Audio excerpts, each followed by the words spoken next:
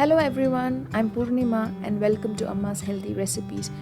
Today we are going to make a healthy pumpkin ice cream.